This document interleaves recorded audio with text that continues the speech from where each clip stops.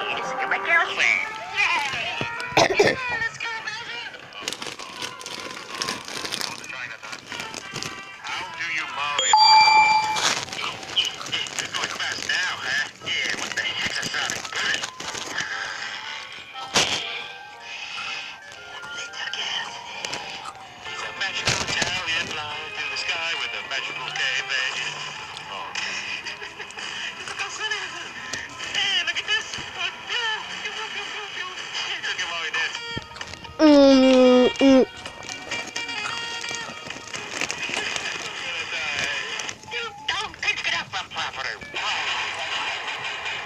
This is why my family won't visit. And it was there that Waluigi realized the Grinch was going to steal all the ladies from Waluigi. Uh-oh. Look how Bowser's at it again. It's Bowser. He's on it. He's got a thing to do. Oh, get him. Uh-oh. And it was... I'm gonna die. You don't pick it up from property. This is why my family won't visit. And it was there that Waluigi realized the Grinch was gonna steal all the ladies from Waluigi. Uh-oh. Looks like Dr. Mario's at it again. It's Bowser. There's only one thing we can do. Get him off. Get him.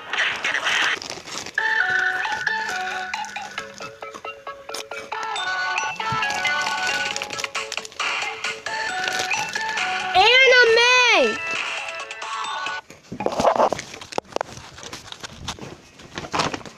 Sup? Yellow?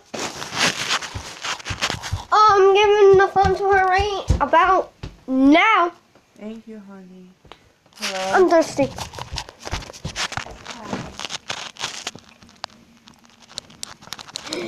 Are you freaking kidding me? Oh, man, I need those too. I need a Let me drink. see, hold on.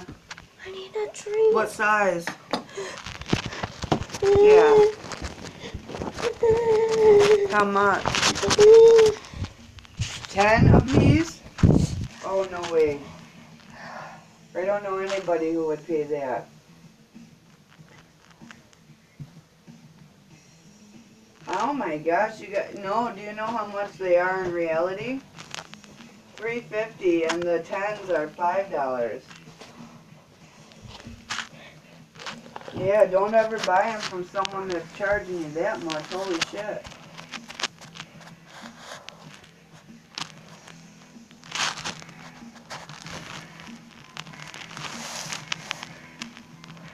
Sharknado! Sharknado! Okay, honey. Sharknado! 5. Sharknado! Sharknado! Sharknado! Sharknado! Sharknado! They hate it. Don't close. Give me a drink. Going.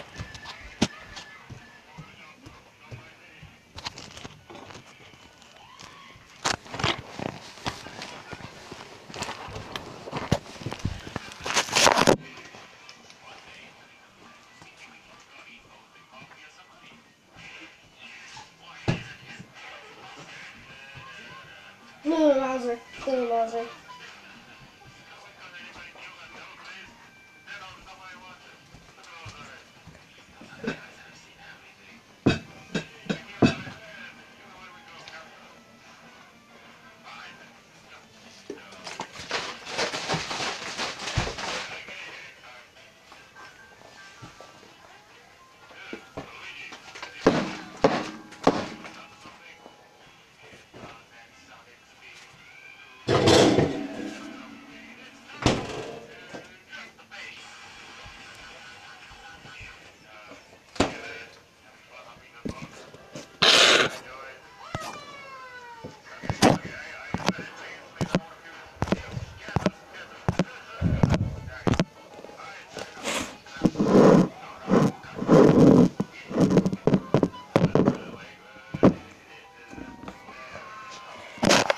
An avocado.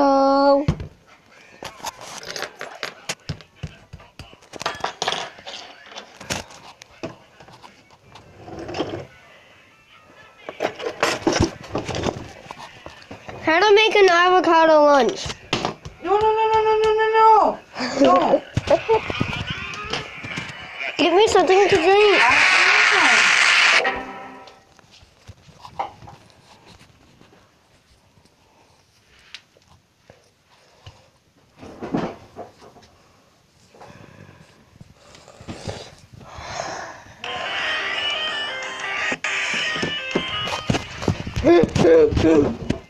Is it the full? I wanted the full bottle.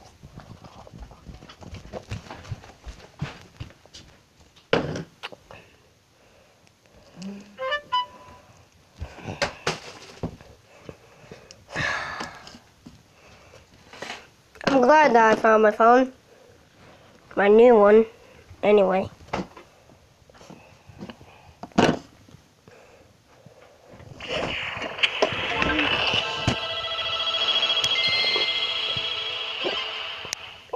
Everything seems so nice in the mushroom kingdom today. The birds are singing, the flowers are blooming.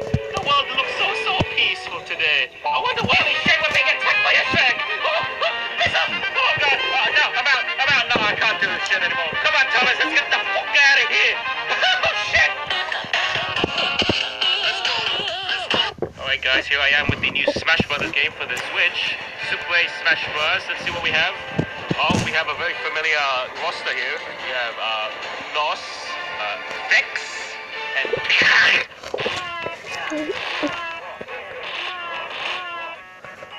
Sakurai, you genius. Hey, buddy, is your eyes okay, man? What's up in the sky? What? Oh, that's why. I hate it when that happens. God damn it. Oh shit, I'm losing tits! You know, there's just something charming about this game, but I don't really know what it is. They are the trouble Imperium. What? Because of what I look like? That's racist to Italians, man. I would never do something like that. Uh-oh.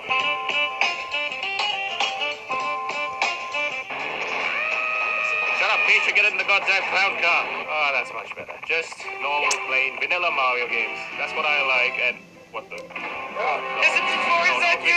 No, get away from me. Don't come near me. Alright, so in this game, you must build a skate track that can successfully make Mario skate from the start up to the stage to the finish.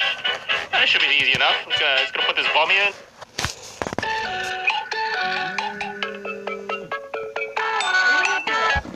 Oh my gosh! It's Bob and Anime again! It's my phone. Don't worry about it. I don't give a sheet! No, he's just being a stinker because he's playing with my phone. No, don't you dare. It's my phone. I told him all the time. Mom! It didn't show answer yet! I do, but I only have like 11 hours. Let me see what I got. No! Shameless push. Go in the other room. No! You guys like pot roast? You like pot roast? I made a whole thing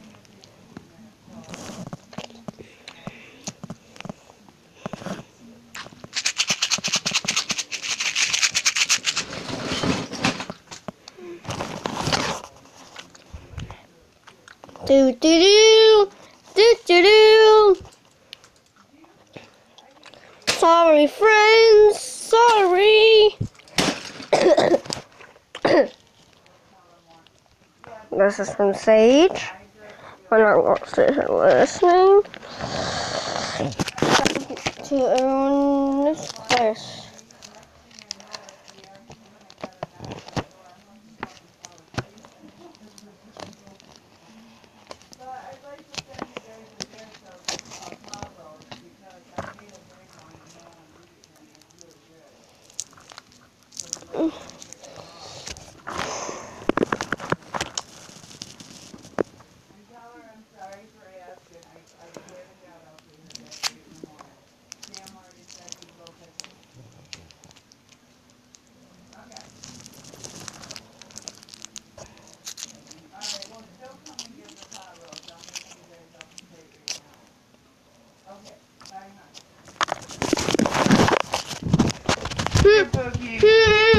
when someone calls for me, you don't be rude like that. You don't use my phone again, Dipper.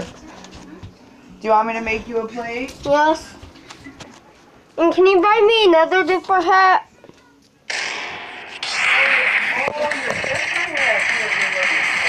Yeah. Oh. Have you seen it? No, honey, I haven't seen it. Mr. Mario. Come here, how much meat do you want? Who is this person with his hat, his mustache, You want more than that? shirt, That's not that much. and that big Yeah. More? Born in 1928, this is how his father first responded to him. What the fuck is that? Mario received so much love Look, from his parents. this is how his dad responded to his own son. You want more? This Yeah. This is how Mario's dad responded to his own son. What the fuck is that? I don't want to hear you say that. Well, that's how he responded. Well, you're an innocent child. You don't need to be Side talking. of the road. Just talk about your life as a kid. Mario was taken into an orphanage in 1930, where he met his brother Luigi. The two of them then became friends ever since.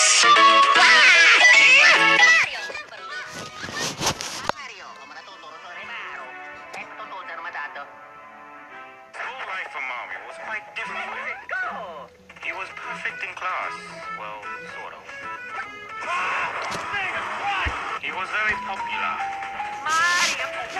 He also met his first love. I've been really trying.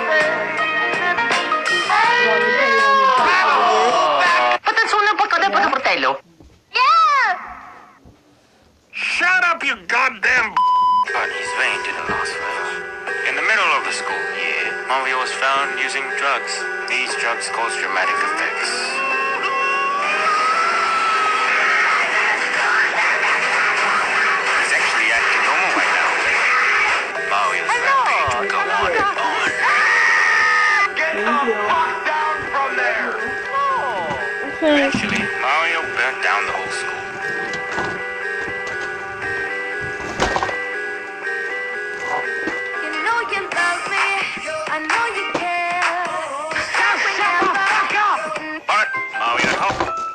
Not really, but still, he had some kind of chance.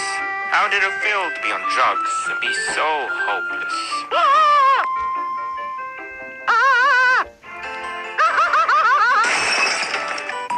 At age 17, a miracle happens.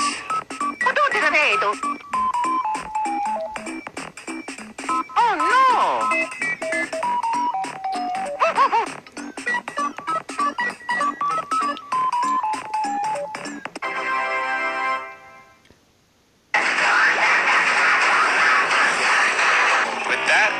Starts his new career as a plumber.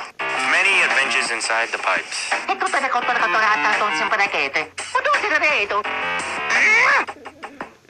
Then one day he received a phone call. Hello! Dear Mario, please come to the castle. You motherfucker! Yours truly, Princess Toadstool. Ah, the princess. She's a bitch! This is Mario's first look at the castle, and a new age of Mario's life begins.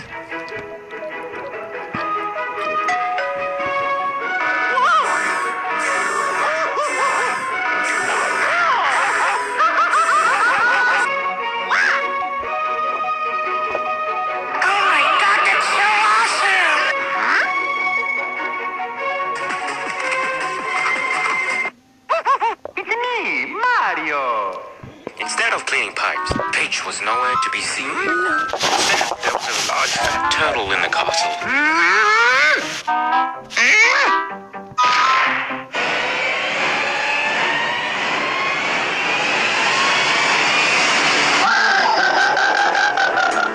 Right.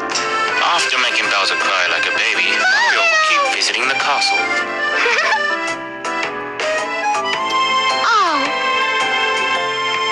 Mario, Peach, and Luigi then became like a happy family, except Mario and Peach sort of...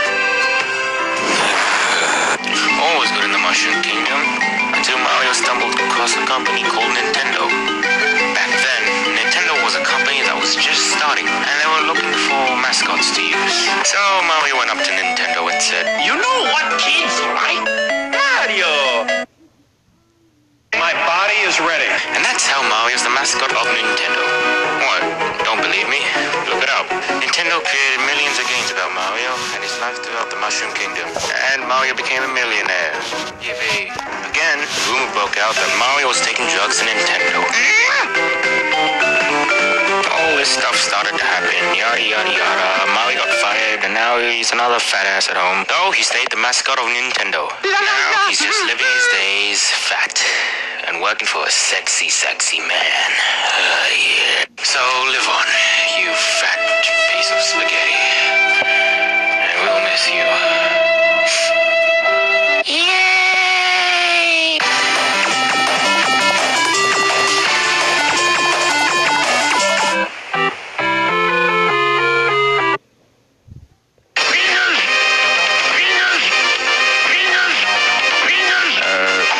Am I winning?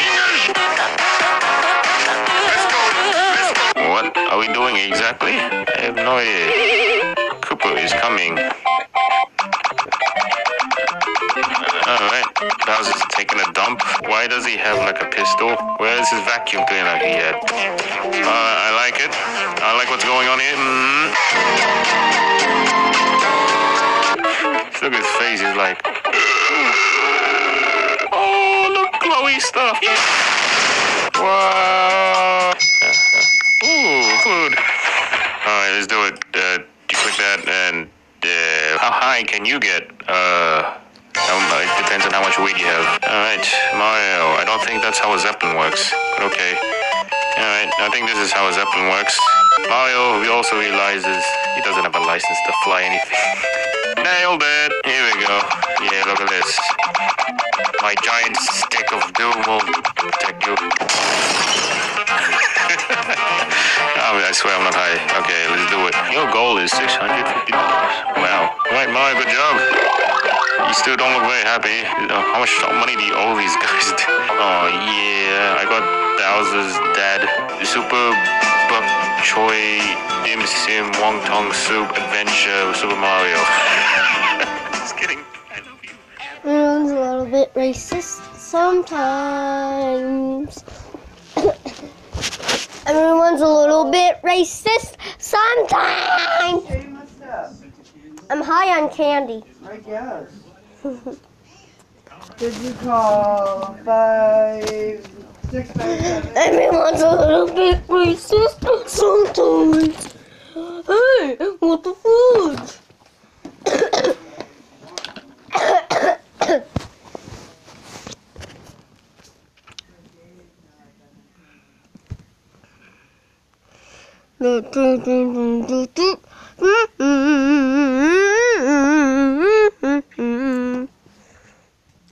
Everyone's a little bit racist sometimes.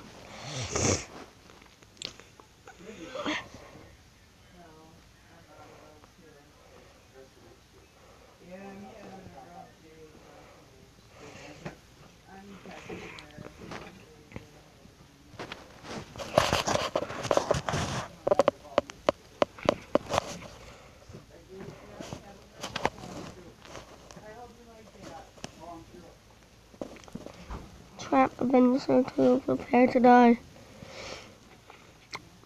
Oh, I am. Like the apocalypse. Skip. Everyone's a little bit racist. Okay, that is more racist. Give him the goose. Goose. Everyone's a little bit racist sometimes. No, it doesn't. Life's good. Yeah. Sarah texted me, I need the phone. Eat your dinner. I did. No, you didn't. Yeah, I did. I ate a little bit. Eat it all. Ah! $20 steak. I thought it was roast. Oh, whatever. Same thing.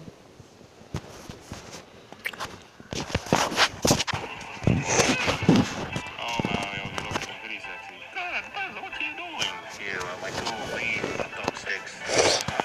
Oh my God, why do you do this every time? Sick of this stuff, you know? Oh my God, Mario has iron hot dogs.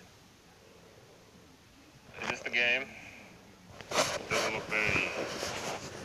It looks very different to what I saw earlier with my hot dogs. Baby Bowser, you okay there? Sweetie, Fruity, I'm coming for that booty. Sweetie, Fruity. Alright, how would we defend a castle? Come on, Toad, kill him! Go kill him, you monster! No, what are you doing? Don't punch your face! Come on, they're getting away, and this is why no one loves you, Toad. And he punched himself to death.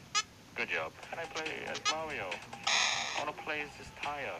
Oh, God, oh, yeah, this is beautiful. I don't know what's going on. Cruising down the street in my 6'4". Whoa, whoa, whoa, whoa, whoa, whoa. What the hell is going on over here?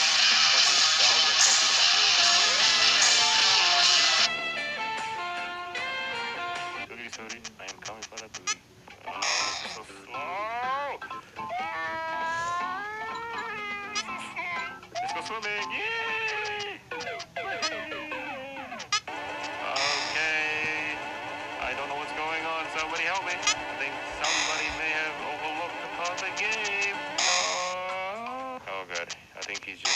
I think you got something in your eye, Blue Toad? I think he's got something in his eye. Oh, yeah, man. Donkey Kong knows how to throw a great party. Well, I think I may have lost. But, hey, at least that piranha plant in the corner looks pretty happy. Oh, man. Oh, I should have taken those lessons, man. Alright, I got skill. Alright, everybody, welcome to my truck. It's me, Mario. I'm gonna tour that to Mars house. Is this how you drive? Is this how you drive?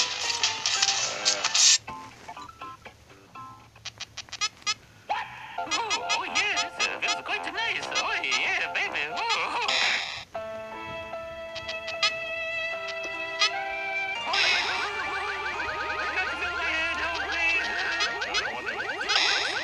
What? Making our way downtown, killing zombies. All you gotta do is just shoot what's in front of you. Okay. Ooh, bitch, get out the way. Get out the way, bitch. Get out the way. Ooh, bitch. Do you see these moves? Oh, look at this skill. So much skill. Hey, everybody at home, you wanna see me turn into a giant explosion? Let's go! As you can see here, the male Robotnik attempts to do a mating call with the female Robotnik. Up, and they're making babies. Oh, God. This is truly a remarkable piece of nature. Let's go!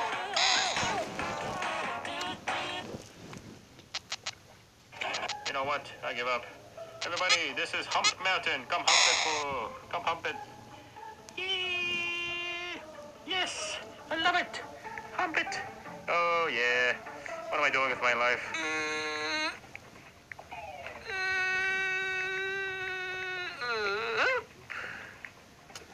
This is so much fun.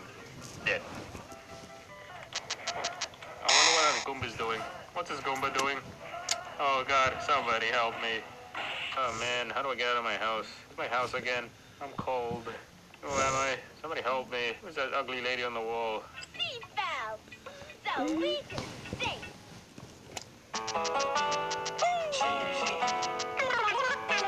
Look at that bitch. Hey. Baby sweat, baby sex is a Texas drought me and you do the kind of stuff that only about. So put your hands What? in my pants and I'll bet your peanuts.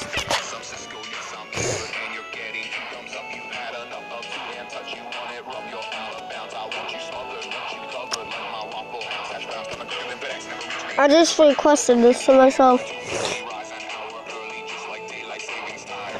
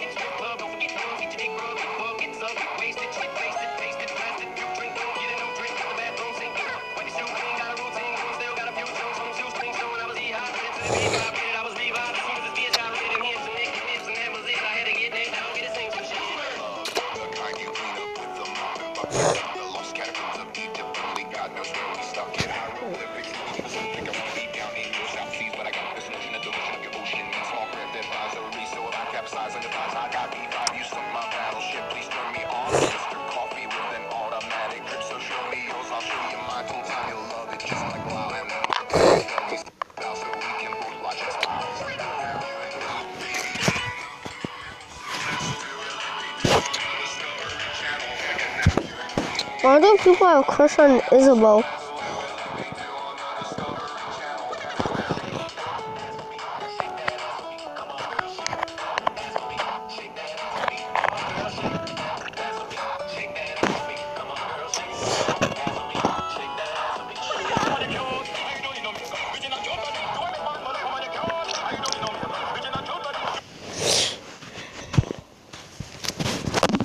Oh, I'm trying to trap.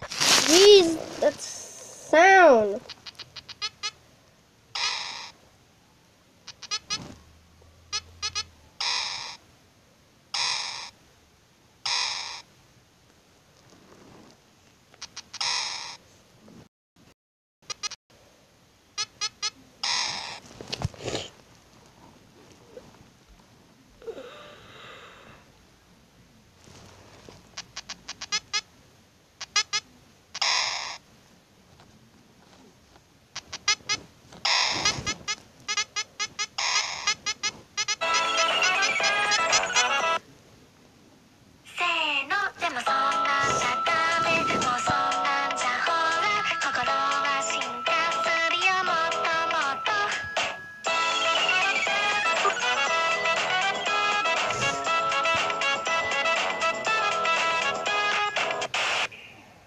Today, I'm going to teach you how to face your fears.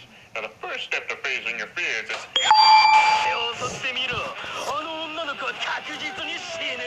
お前はあんな幼い子を殺すわけはねえよな。やれやれだ。いいだろう。ついてみろ。あ？おい、わからねえのか。動くなと言った。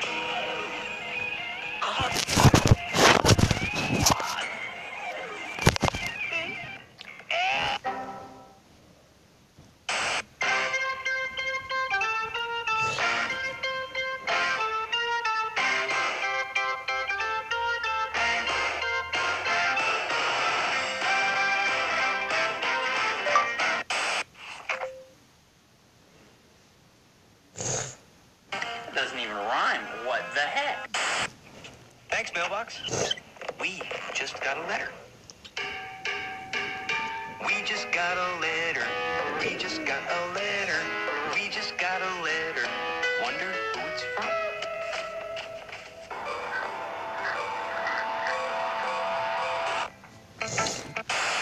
How it feels to chew 5 gum.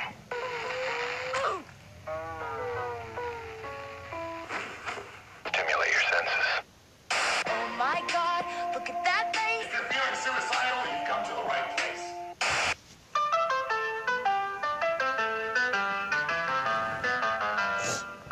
Slenderman, come rescue us. We're trapped. Oh my God!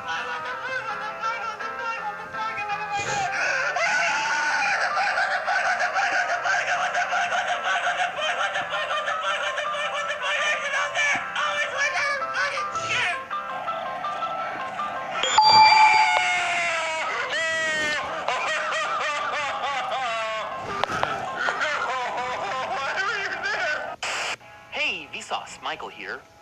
Where are your fingers?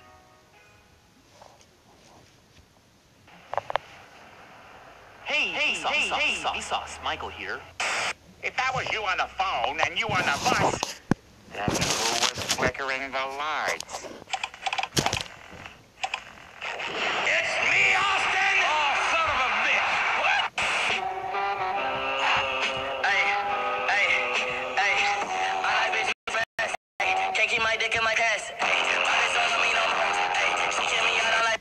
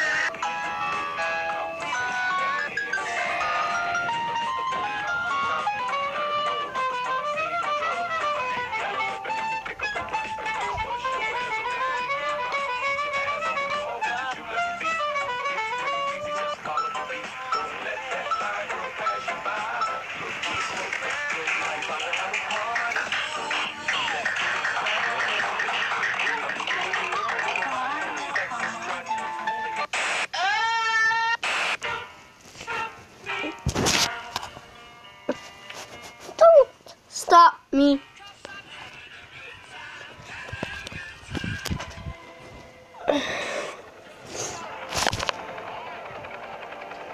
Soldiers, don't give yourselves to brutes. Men who despise you, enslave you, who regiment your lives, tell you what to do, what to think, or what to feel, who drill you, diet you, treat you like cattle, use you as cannon fodder. Don't give yourselves to these unnatural men, machine men, with machine minds and machine hearts. You are not machines, you are not cattle, you are men. You have the love of humanity in your hearts. You don't hate, only the unloved hate, the unloved and the unnatural.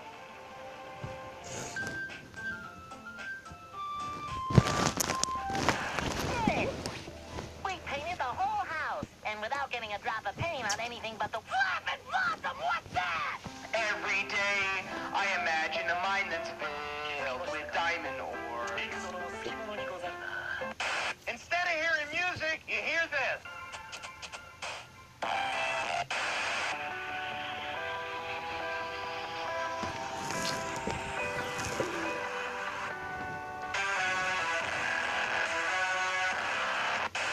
Let's stop the fucking roller coaster for a second, because there's something else I want to hit you with. Spiders. Welcome to a playthrough of a Doki Doki Literature Club DLC, featuring Natsuki's late night cake debauchery. Vacation.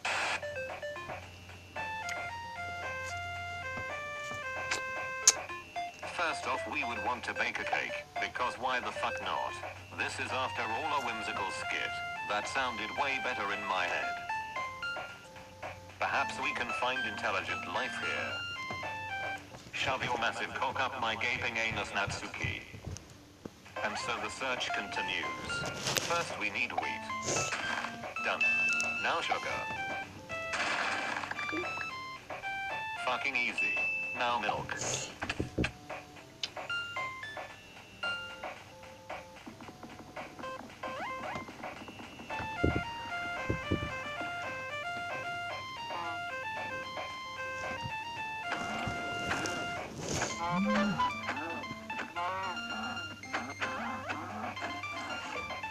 Too easy.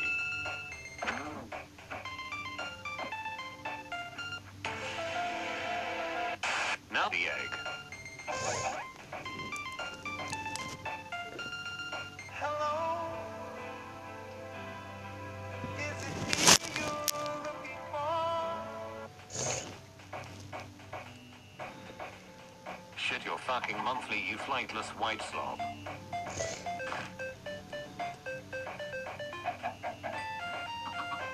What the fucking fuck?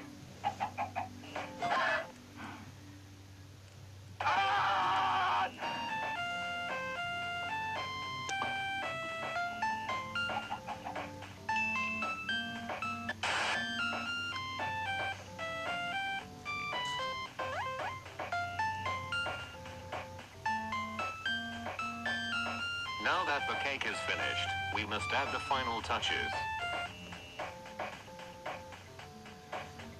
It is complete.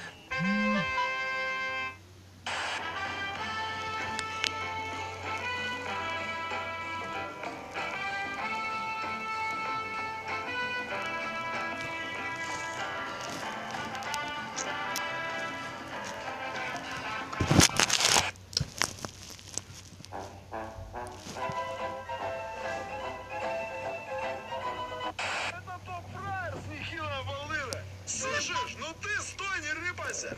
Чё ты варежку разяпил? Потом перетрёт. Стреляй давай, потом побазарим.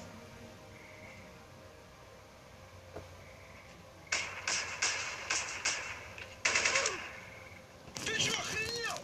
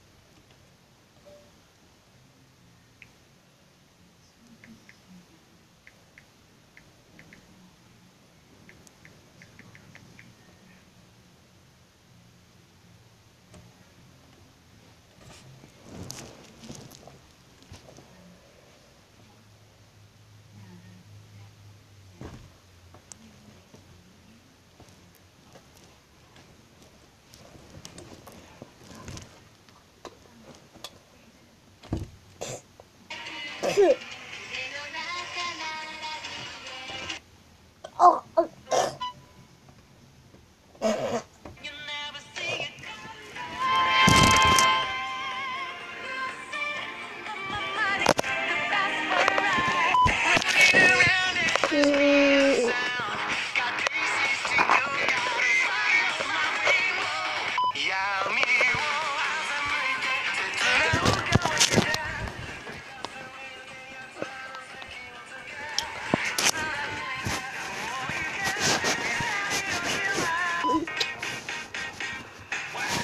my spaces.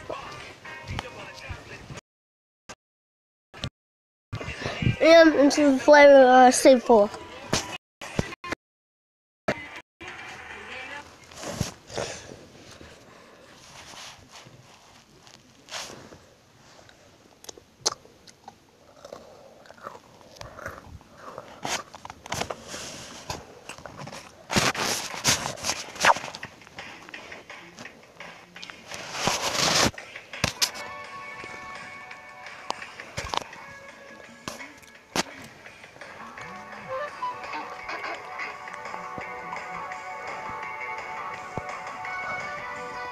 Alright guys, I'm doing take on me now.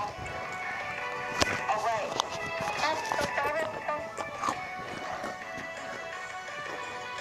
I really like this song. It sounds good. Mine in a way.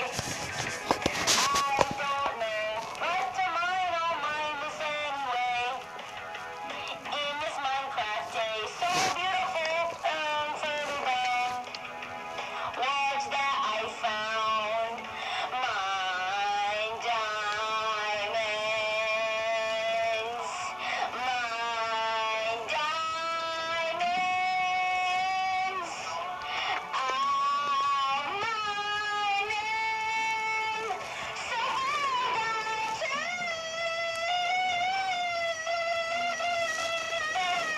easy to mine. With my Minecraft pickaxe and shovels, hopefully they stay in my Minecraft chests. So I'm gonna make a lock on it. Mine diamonds. Man! Oh, Jesus, throne.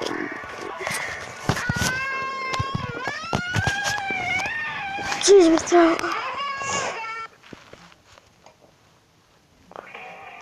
This week, carry out large 2-topping pizzas for just $5.99 each. I'm throat. Alright guys, thanks for 40k subscribers, and maybe like 45k or even 50k by the time I post this. But I just like to thank you for all the support that I've been getting. And our next stop is 75k and then 100k. So thanks, and here's the animation.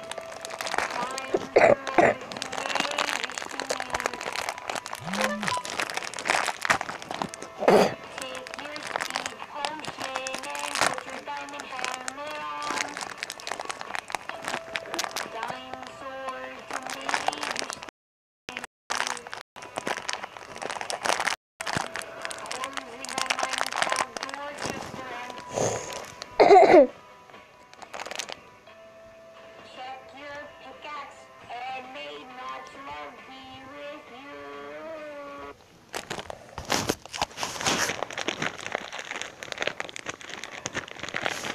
Sorry for the people that have OCD. Kids that play Minecraft. What's going on, everybody? Here, my name is Xposerman, and we're going to be going over kids that play Minecraft. I'm so happy. So what I'm going to be talking about are the good side and the bad side. So for every time I talk about the bad side of you know, those bad kids. We're going to be talking about the good kids, the ones who should be playing Minecraft. I'll tell you how I became the prince of a town called Bel Air.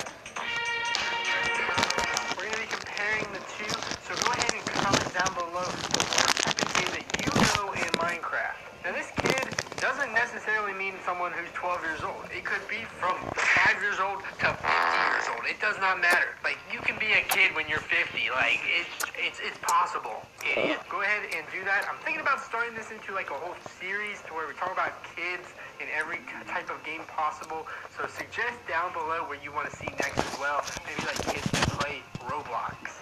But otherwise from that, let's go ahead and like this video up. Let's go with the like status, so 1337 likes. Go ahead and do that, smash that, and yeah, I guess we're gonna have to start this video eventually. Alright guys, for our first type of player, the first type of kid, what they do, we're gonna go with the ones that spam like crazy.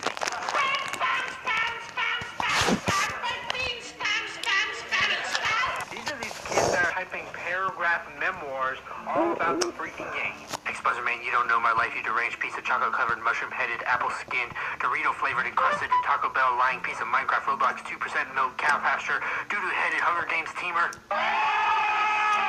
This could either be in the form of a comment section down below, all doing one like hashtag save Steve's butt, or it could be somewhere on the form of talking like absolutely enraged at someone. So they get enraged and sometimes they just don't stop talking. They think this is like funny. They think it's funny that they keep spamming this comment section, or just like any type of like place, whether it be like on a freaking server. That's the worst because you just keep seeing it and you're like, what? I swear, any person that I see go ahead and try to spam in the comments, I just want to like take that comment, turn it into a potato, and shove that potato up his... And after I'm done shoving it up his...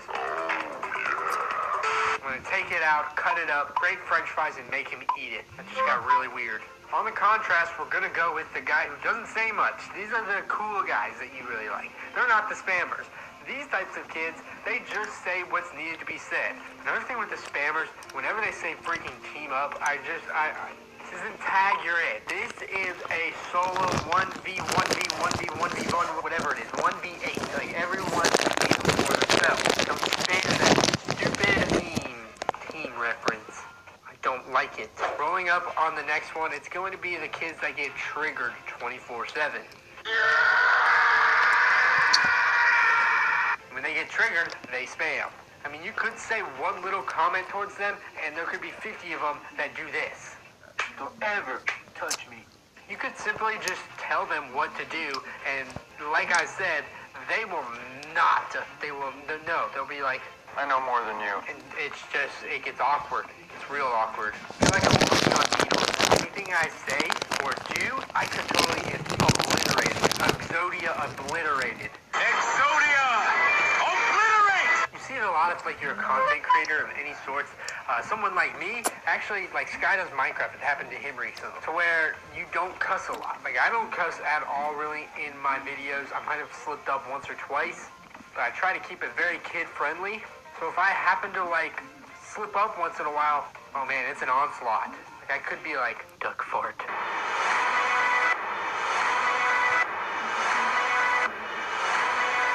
On the contrary, we got the guy that's super nice and willing to help. These kids are awesome. I love these types of people. Now, this could be anywhere. Like I said, it could be 5 to 50-year-olds. But these people, what they do is they do super cool stuff for you. I mean, they're willing to help you say, hey man, I might need some iron or something. They'll go out of their way, and half the time, I'll get like a half a stack of iron in it. It's so freaking awesome. They'll help you build a house. Now, sometimes that's not, some people don't like that. They'll provide you with materials. They'll trade with you. They'll talk to you really cool. You might say something that's offensive, but they might respectfully disagree. They're not going around acting like it's like someone cotton-headed ninny-muggins. Cotton-headed ninny-muggins. It's just something I tend to see, and I enjoy those people. I've actually befriended quite a few of them. Next one is they're very clingy to one person. They might get a friend or do something, and this could be really good. This is a double-edged sword. I could be talking really good and really bad about this. Something could happen to where they go ahead and they find a friend and they are besties for life. Besties! And once they're besties for life, the biffles,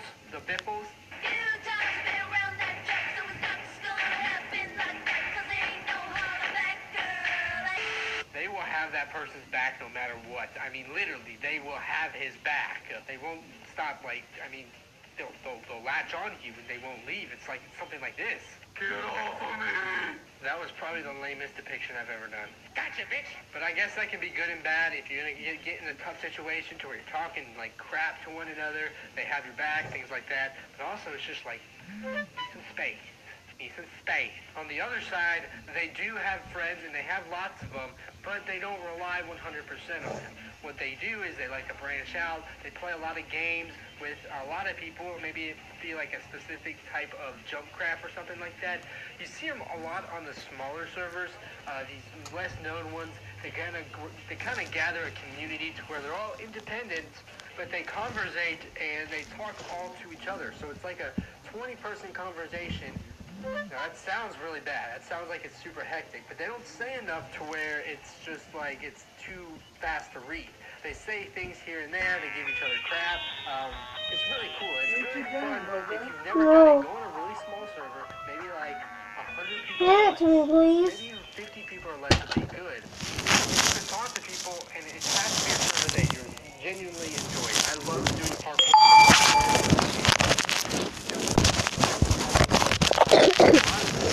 And it has to be a server that you're genuinely enjoying. I loved doing parkour for a while there, and going out to Jumpcraft, which is a server I played on a lot. The people on that server were awesome. I mean, it was really cool seeing what they had to offer. Did anyone in here like potatoes? They all talked about the same thing, had one... A murder has happened in this house! They commented here and there, gave you crap. It was a lot of fun to see. If you're bad or good, you're still accepted within that one. Or a fourth type of kid, or like whatever type of kid. The fourth topic we have is the ones who like to correct others. These people, like, no matter what you do, you are wrong. Alright, you gotta take all these oak wooden planks, get the crafting table, and voila! Bro, you clearly did not make that crafting table accordingly. It's like, you see that and you're like, how are you even alive? You need to be shoved in a furnace and have Santa drop on your head. Oh my god! These are the ones that make me the most mad because they're ultra competitive at everything, and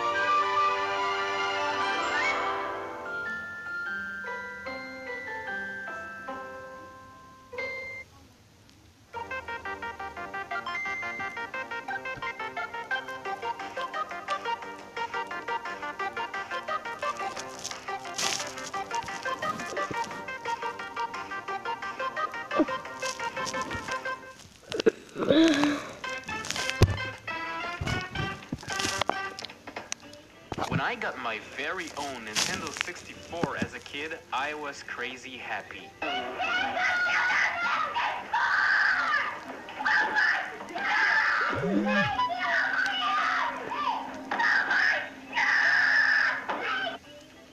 Okay, maybe not that happy. But anyways, the jump from 2D side-scrolling games to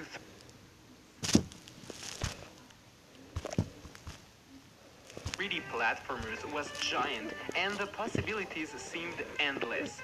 Now, obviously I'm a fan of Mario games, so I got Super Mario 64 to go with my Nintendo 64. It took me a while to get all 120 stars, but when I got them all, I was really surprised to see Yoshi waiting for me on the castle's roof. That was pretty cool.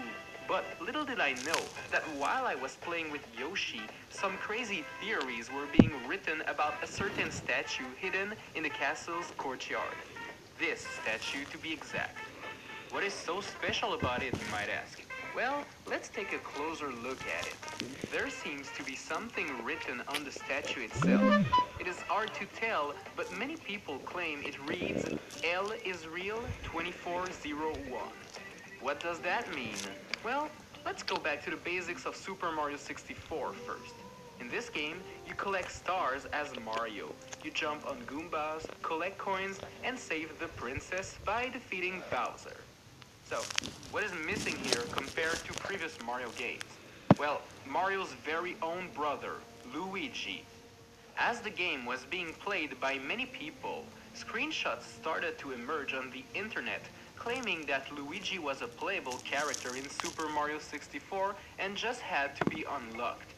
The L is real statue could confirm that Luigi is really in the game after all. Were those screenshots fakes or were they real? It was all a rumor at this point. And to add even more to this rumor, Nintendo Power published a little message in their April 1998 issue, stating that they would explain the mystery of L is real 2401 on page 128. Players turning their magazines to reach page 128 were met with utter disappointment. There was no page 128. Some rumors stated that to unlock Luigi, you had to collect all of the coins in the game, claiming that there was a total of 2,401 coins to collect. The thing is, collecting every coins in Super Mario 64 is technically impossible without using cheating devices. In Tiny Huge Island, if you go to this part of the map as Giant Mario and look inside of the wall, you can see 3 coins that appear to be floating. Out of those 3 coins, only 2 can be collected. But anyways, let's pretend you used your Game Shark and cheated and collected all the coins anyways. This will bring the total to 2,672 coins in the entire game, which is more than 2,401. The rumor said that once you collected all coins, returning to the L is real statue apparently unlocked Luigi. Sadly, as you can see, well, nothing happens. This is not true. There's actually nothing here. At this point, the statue probably doesn't even spell L is real 2401. Who can tell? It's a bunch of pixels. To further prove that the statue means nothing, this same statue can be seen in The Legend of Zelda Ocarina of Time inside the Dungo's cavern on a plaque on the top floor of the dungeon. Some people also claim that this was linked to the release date of Paper Mario for the Nintendo 64, February 4, 2001. But anyways, that doesn't mean anything, and the game was released on February 5th of 2001. At this point, we can conclude that this was just one big rumor to get gamers talking about it. And look, it worked, considering that this rumor started in about 1996, and now I'm making a video about it in 2014. Jeez. What is your favorite...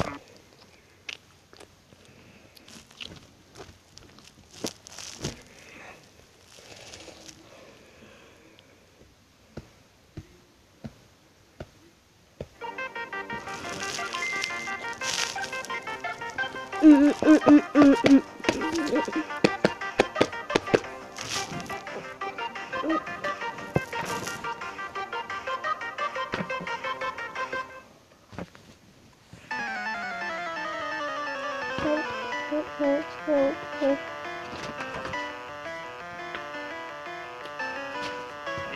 just unveiled 2 new games in the Pokemon series, Pokemon Omega Ruby and Alpha Sapphire. That made me realize that I'm starting to get old. I started playing Pokemon games when I was like 6 years old. I remember I was a fan. I was watching the cartoon every day after school. I had many trading cards. I even had the Pokemon music album on cassette. Do you guys even know what a cassette is? In the first gen games of Pokemon, which is Pokemon Blue and Red, there was a rumor about a weird Pokemon named Missing No.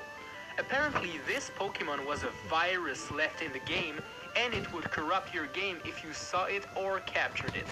At the time, I cared so much about my Pokemon that there was no way I'd ever attempt to catch him, yet alone see him. But today, I have a mission to accomplish. I have a VG Mind Blow to complete. So, let's solve the mystery of Missing No. To get Missing No to appear, you need to head to Viridian City and talk to the old man who wants to show you how to catch a Pokemon. Usually you'd hit no because no one wants to see that everyone knows how to catch a Pokemon. But for the sake of this experiment, we're going to say yes. The old man is going to show us how to catch a Weedle.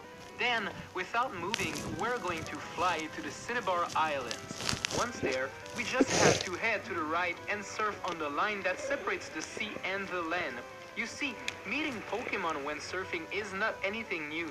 However, meeting this kind of Pokemon can be startling at first. There's 2 different glitch Pokemon that can be caught.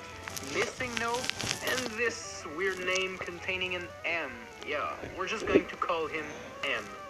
You can catch both Missing No and M and add them to your party. However, catching M will not work on the first time. Instead, you're going to have to catch it a second time, but you'll receive a free Ditto.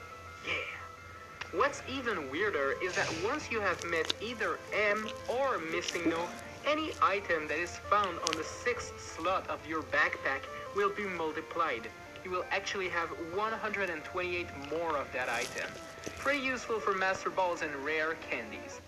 Catching Missing No or M will corrupt some of the data in your game. Some of the Pokemon you will battle will have weird corrupted sprites, and your Pokemon League Hall of Fame will be completely broken. So, as rumors suggested, it is kinda dangerous to capture this glitch Pokemon, but not that much. Excuse me, I was wondering if you could help me. Can you say love it? Oh, love it. Can you say hey? Hey! That's the baby Sing, sing, baby, maybe I love you. Oh, yeah.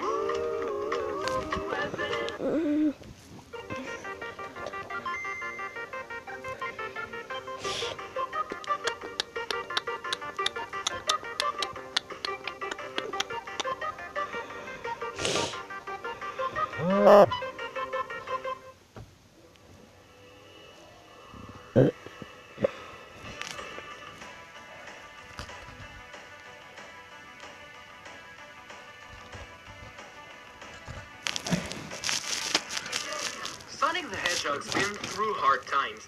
He appeared in phenomenal games and in some terribly bad ones. Most people argue that the classic games on the Sega Genesis were the best ones, but there's a less known Sonic game that is truly on top with those classic games, and I name Sonic CD. Why is it less known, you might ask?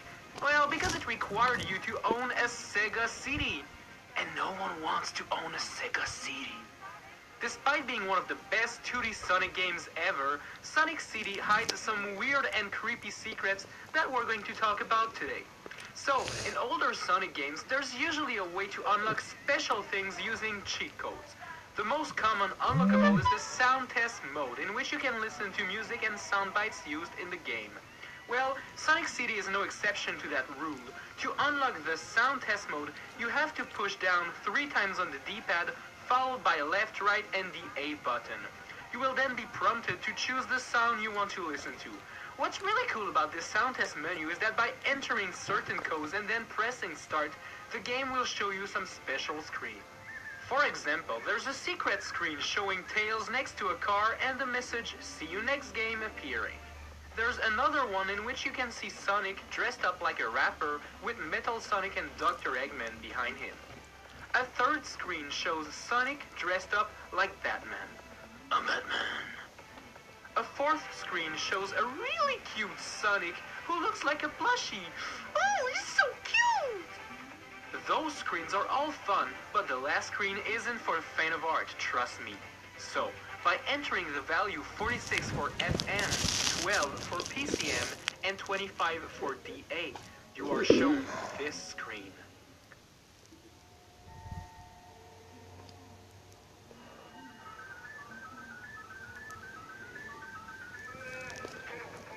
This is kind of creepy, and has an even creepier story behind it. Some people said that the Japanese text here translates to Majin, which means demon god in Japanese. This, combined with that creepy image of Sonic-like demon and the scary music, makes everything super spooky. The truth isn't that scary, unfortunately. So, it appears the Japanese text doesn't really say Majin, but Madin, which is the nickname of Masato Nishimura, Sonic's CD's producer. He just decided to put this creepy screen in the game and put his name on it because he likes attention. If only he knew all the crazy theories he would create by putting this fun screen in the game. What is your favorite mind-blowing moments in video games? Share it in the comments section down below. I'll have my office is full of kleptos meal, please. No. So you said a 2-piece buttermilk crispy tenders and a triple cheeseburger for only $5. Exactly. Build whatever meal you want with favorites on the new $1, $2, $3 menu from McDonald's.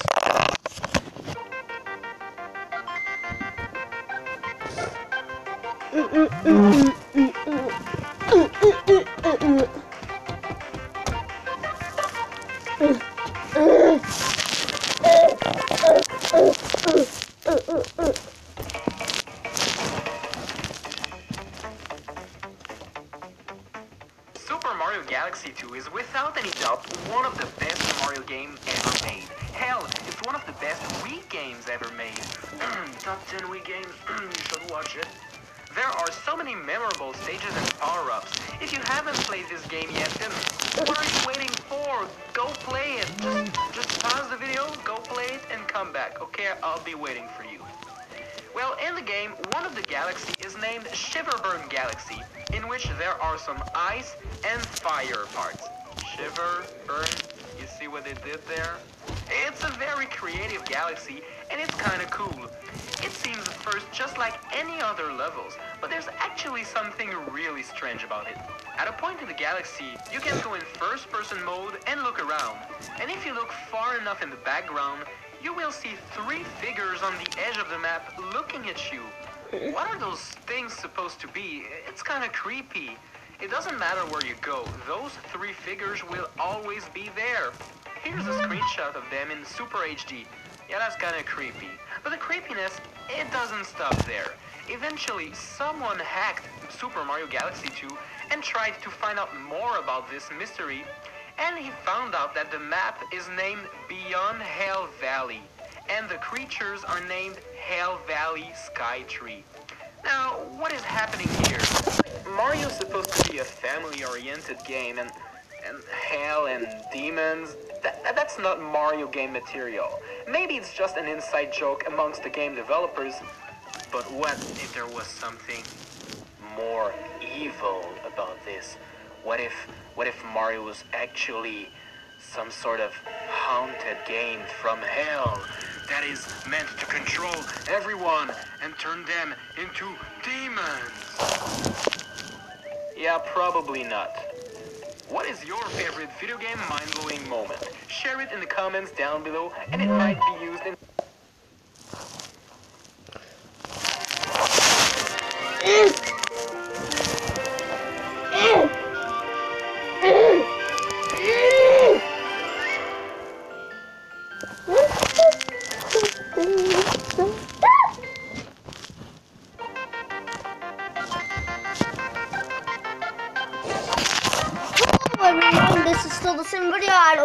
give a crap. I'm going to pretend it's a different video. Or a different live stream. I don't give a crap. And today I'm going to read you Gravity Falls, Step in the Mail, and the Curse of Time. Even more than 15 years after its original release, Super Mario 64 is still one popular video game. The overworld hub in this game is, of course, Peach's Castle. It was one hell of an overworld back in 1996, and it still is. You have the outside court, you have the basement, the courtyard, the second and third floor, the endless stairs. This is an amazing overworld. Well, 1 year after the release of Mario 64, Nintendo released a game called Mario Kart 64. That was the follow-up to Super Mario Kart for the Super Nintendo. Full 3D races. That was amazing at the time. There's one track in Mario Kart 64 called Royal Raceway, which at first seems like a normal racetrack with a giant jump at one point. Well, if you pay attention, you can actually leave the race and go inside a little sandy path to your right just after the big jump. What you're going to find there is pretty cool. Yes, this is Princess Peach's castle, the same place you saw in Super Mario 64. You can't actually go inside, but you can explore the outside in your cart. That is kind of cool. This is the kind of little details that are missing in more recent Mario Kart games, in my opinion. Hopefully Mario Kart 8 is gonna have little cool Easter eggs like that. What is your favorite video game mind-blowing moment? Share it in the comment section down below. Well,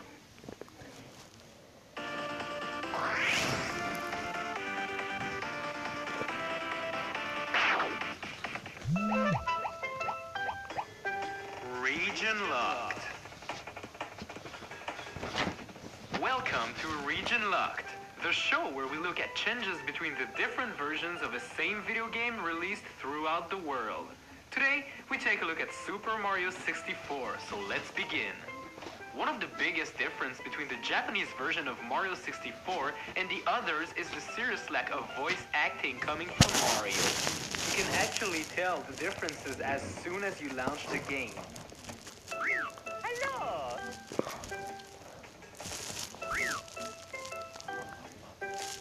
And that's not all. When you select a file, Mario also says more in the North American version than he does the Japanese one.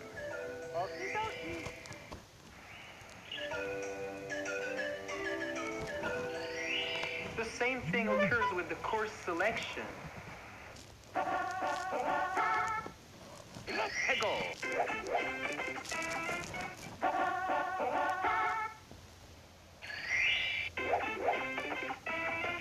And also when it's game over. Game over!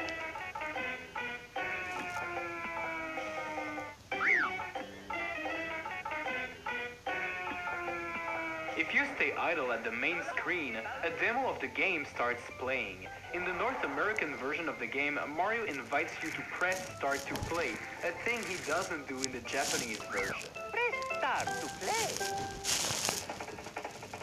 Finally, if you stay idle for too long in the game, Mario gets bored and goes to sleep.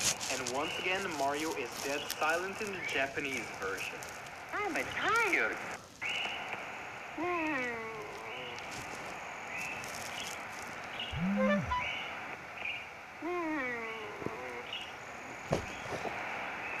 Ravioli.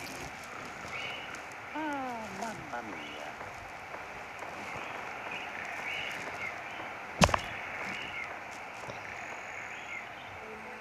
But Mario's not the only one that doesn't have anything to say in the Japanese version, though, as Princess Peach has no voice acting in the opening of the game. Take a look.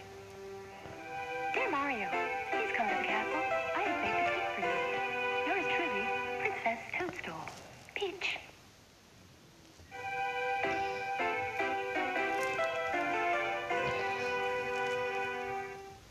There are other sound differences between the Japanese and North American version. For example, the sound of the chain jump differs.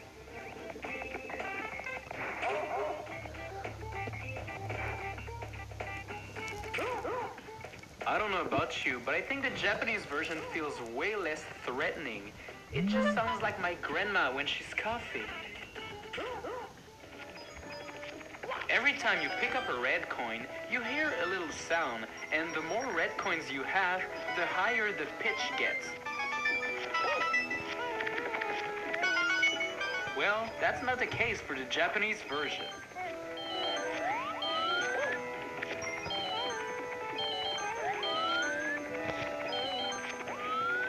The next difference is between the European PAL version of the game and the rest of the world. Opening a Bowser door produces a slightly different sound in this version for some reason.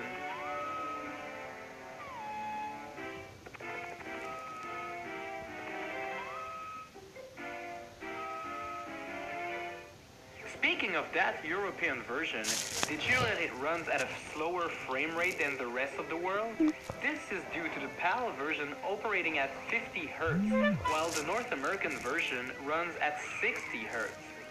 Just an interesting fact I'm throwing out there.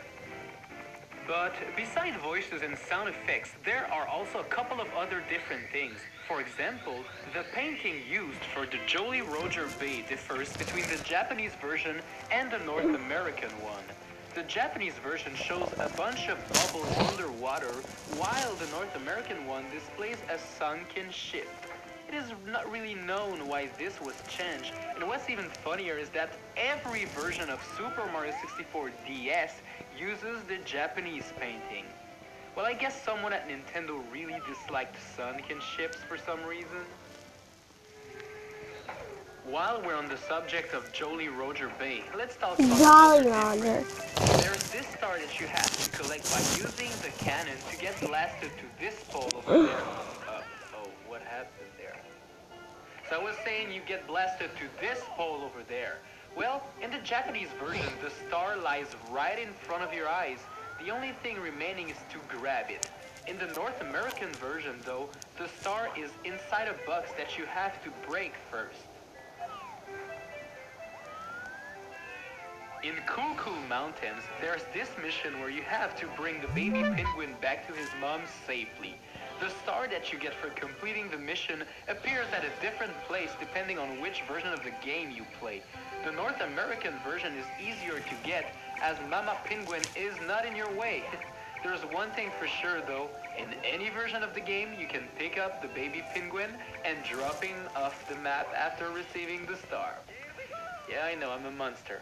I've been told many times it's okay. After defeating Bowser, you are rewarded with a key that unlocks a new part of the castle. But the animation differs between the Japanese version and the North American one. In the Japanese version, after you pick the key up, it appears as if it was a star. That was fixed in the North American version, where you actually see Mario holding a key. Well, not really holding it, it's like hovering above his head, but you get the point. Also, while we're here, there's this sweet little glitch that you can only do in the Japanese version of the game with Bowser. After defeating him, while the key is still bouncing around, place yourself where it will land and use the up C stick to stare at any direction. The direction you are facing will be the one used in the cutscene. This can lead to pretty funny stances.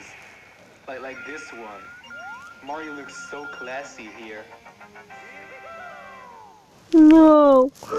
No. There was another version of Super Mario 64 that was released later on. It is referred to as the Shindu version of the game. Think of it as an international release with bug fixes and Rumble Pack support. After you let Bowser go after a spin, Mario usually says, "Here we go!" or "So long, King Bowser." Well, in this new version, he just says, "Bye-bye." This is likely due to the fact that in Japan, Bowser's name is King Koopa, so they had to replace it with a clip that did not involve Mario saying the name Bowser. They also added a little funny Easter egg in the Shindu version. When you launch the game and are at the Mario Face minigame, pressing the Z button will cause the game to duplicate a lot of smaller screens with Mario's face all over it. And finally, in the Shindu version of the game, the physics for grabbing a tree is actually different of any other version. Because when you grab the tree, you actually spin way more in that version than you do in the others. If you appreciated this brand new series, be sure to give it a like to let me know.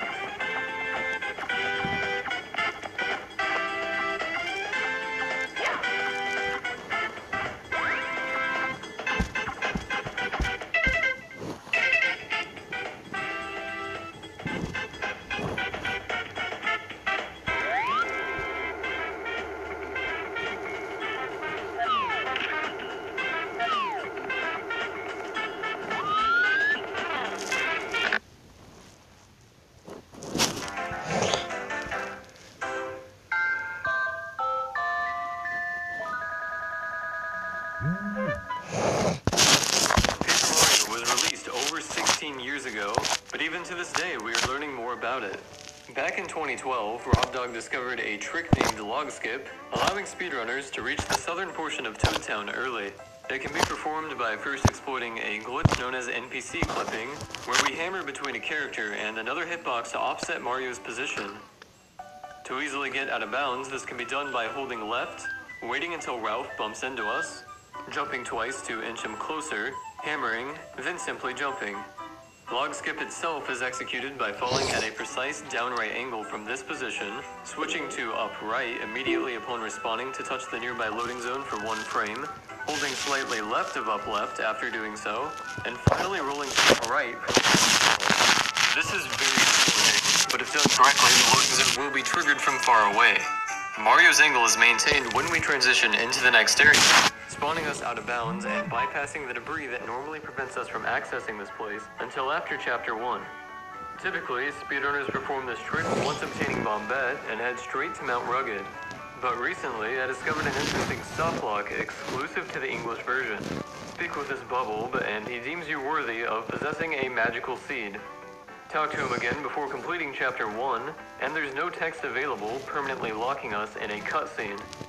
So, why does this happen? It turns out the Japanese version of Paper Mario may have the answer. Again, do log skip, talk to this guy twice, and instead he does in fact have a second message. When translated, it reads, "You shouldn't be able to get here yet. If you did, it's a bug, so please get in contact." Turns out, many NPCs in these zones have customized text if spoken to earlier than intended, basically telling us to report the glitch to the developers. Leave it to Nintendo to give a bit of personality to unused dialogue. Feist T says, "This message should not appear. What should I do if it does?" Meanwhile, this Toad explains, "This message shouldn't appear. I'll be scared if it does." These guys each have different commentary as well, including, "This message should not appear. If it does, it's a bug. This message shouldn't appear, but it'll be a pain if it does. And this message shouldn't appear, so if it does, tell me right away." At the harbor, a few characters mention, "This message should not appear," while others say, "This message shouldn't appear, tell me if you read it." And "This message shouldn't appear, should it?" The rest are pretty much repeats, but a few of them use different expressions, such as these little toads at the train station. Dane T asks, "This message shouldn't appear, should it? Tell me if you see it." To which his friend, Minnie T, responds, "This message shouldn't appear, tell me if you see it." None of these error messages exist in the English release, which leads me to believe the localization team cut them out and forgot to add a replacement text box.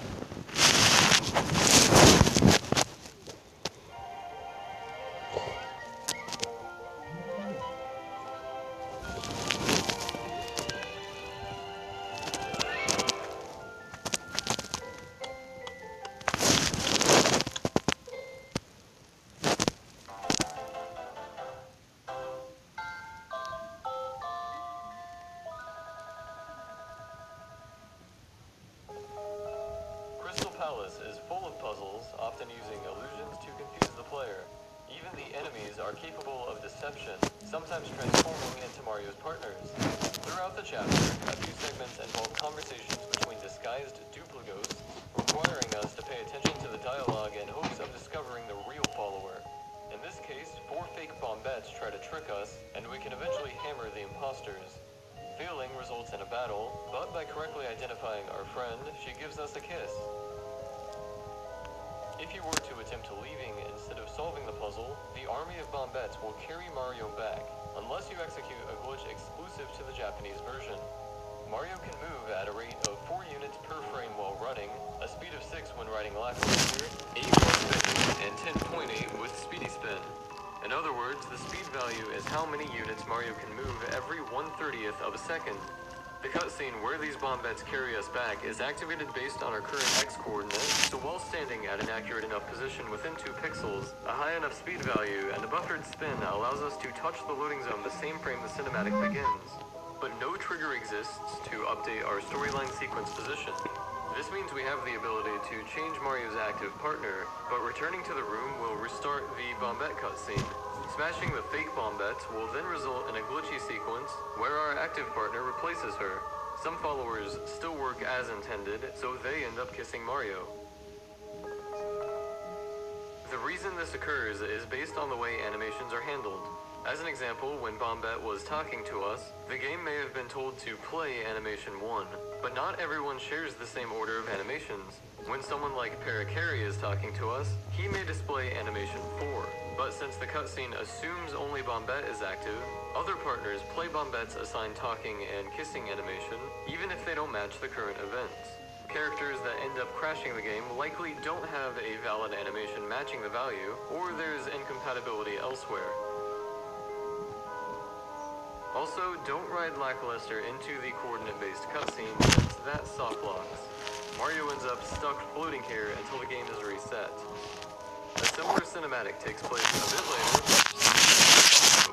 Luigi, Goomba, Koopa Koot, and Colorado all claim they are the real Kooper. This functions almost exactly like the previous cutscene, and can be skipped if playing the Japanese release.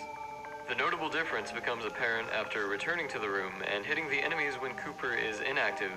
Animations swap once more, but since Cooper is the assumed follower, the animation numbers are not the same. This is why some previously broken characters end up working, but others still crash.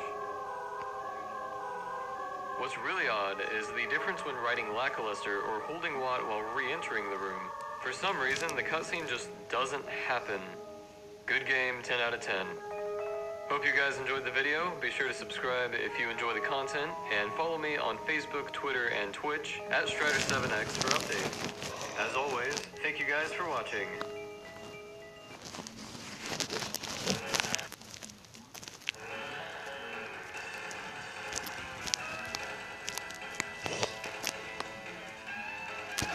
Yep, that's me.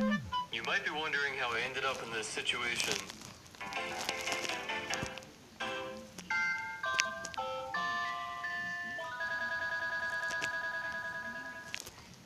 Last year I made a video about a Paper Mario glitch named Peach %, which sparked a decent amount of questions, and this updated video explaining it will hopefully help clear up a lot of confusion.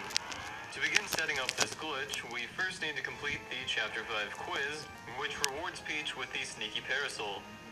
This item makes it possible to copy the appearance of nearby characters. In the following Chapter 6 intermission, we use it to our advantage on the guards and gain access to the castle courtyard. There's a door to Bowser's castle in this room, but Twink warns us of the dangers preventing us from entering.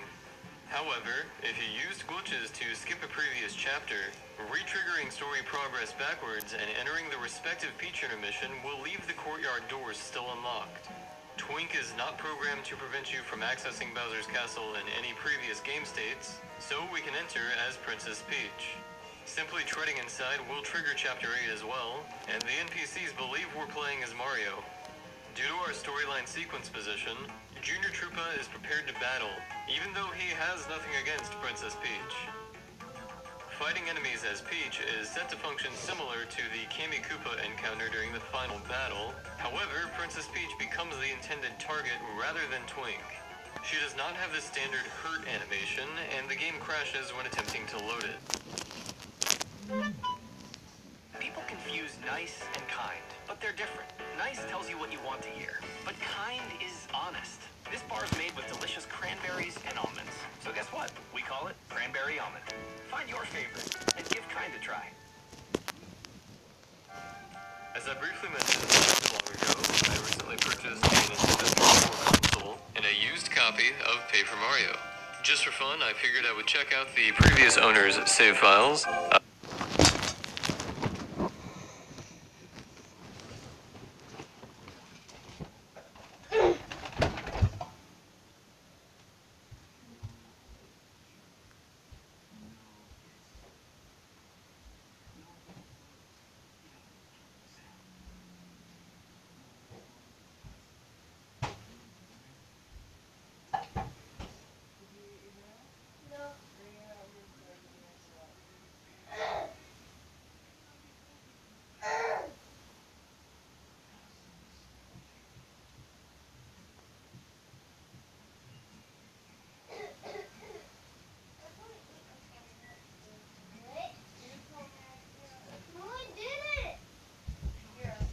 No, I didn't, Mommy.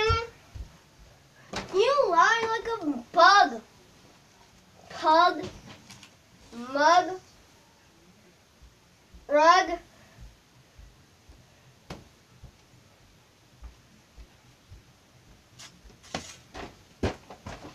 You got any more candy? No. You ate it all? No, it fell. Where? Down there. I dare you to step on the Lego. No. Yes. Can you? You only have a sucker left. Here you go. Here's my data. Okay.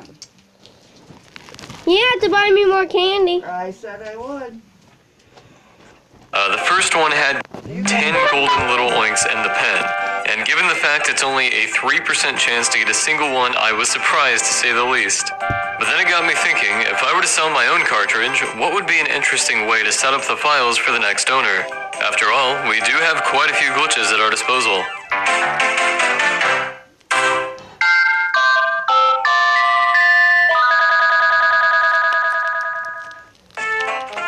Let's begin by appropriately naming our saves. Personally, I would choose something that spells out a 4-word sentence, such as, "Don't choose these files." The goal here is to create unique files that prevent the player from ever progressing. Starting with file 1, we can play the entire game normally until after beating Chapter 7. Instead of heading to Star Haven and taking the fight to Bowser, return to Mount Lava Lava. The room before the Lava Piranha boss becomes full of magma following the eruption, preventing access to those areas. However, in this exact position, facing left and using Lackluster clips us out of bounds. Holding left at this point causes Mario to respawn on the edge of this rock, resulting in a small window where down right can be input. Performing this glitch correctly should spawn Mario underneath the magma so we can continue forward. Unfortunately, another exploit is required to advance, since there is an invisible wall in the middle of the room that cannot be escaped. No! Luckily, Lackluster is very broken, and his position can be manipulated by mounting his cloud, hopping off, and using him once again at the right time when he begins to approach Mario. Our position is offset through the wall, and we can maneuver out of bounds to bypass the softlock. This repeats the eruption sequence, which is responsible for ending Chapter 5 and playing the next Princess Peach cutscene. The keyword there is next. Sure, the game plays the correct Peach cutscene if our story position is in Chapter 5, but the thing is, we're in Chapter 8, and there is no Chapter 8 Peach intermission. We are prompted to save the game immediately before the cutscene plays, and doing so after this glitch causes the file to permanently softlock, since no such cutscene exists. Choosing this file will now simply force the player to watch Bowser's castle endlessly float in space. The second file will use that same Peach Warp glitch, but to a different effect. Ensure most of the game is cleared, up to Shiver Mountain. While there, Mario encounters these pillars, each containing a fairly decent item. You are free to take the items, however, a block of ice will descend unless you replace it with something else. If you decide to leave any of the ice blocks and then use Peach Warp to automatically complete Chapter 7, Mario will be teleported to the front of Crystal Palace, beyond the Pillar Room. Saving the game right before that Peach intermission may give the player a temporary false sense of hope, as Chapter 7 does have a Peach cutscene. But this experience will be short-lived, since there's no way around the icy wall when attempting to leave. File 3 will take a much different approach. This time complete up to Chapter 5 and reach the largest room in Mount Lava Lava. Ensure Mario has only 1 health and no life shrooms in his inventory. Notice a couple springs are placed here, 2 of which are connected, with the higher spring leading to the platform with a save block. Normally it is impossible to move while the save block text is active, but by hitting only the high spring, movement-related memory addresses are improperly set. Combining this effect with a spin jump into the block allows us to retain control, making it possible to save anywhere in this room. The difficulty here is that pressing A will not only cause Mario to jump, but will select a highlighted option. We need to clear a few steps, but also need this selection box active. By switching between both options, there is a window where a jump can be safely executed. To help explain this next step, keep in mind falling on a spiky enemy outside of battle will force us to first strike it, which ends up hurting Mario for 1 damage. By taking the zipline for roughly a second, then selecting the top option while jumping off by inputting A, we save directly above a spike top. The automatic jump attack instantly results in a game over, sending us back to the main menu.